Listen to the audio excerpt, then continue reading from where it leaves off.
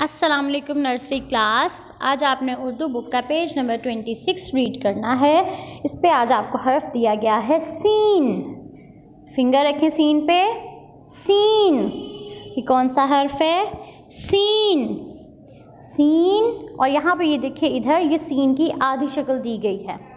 Scene सेब, scene सेब, scene सेब, सीन सांप, सीन सांप, सीन सांप, सीन सीटी, सीन सीटी, सीन सीटी, सीन सेब, सीन सांप, सीन सीटी।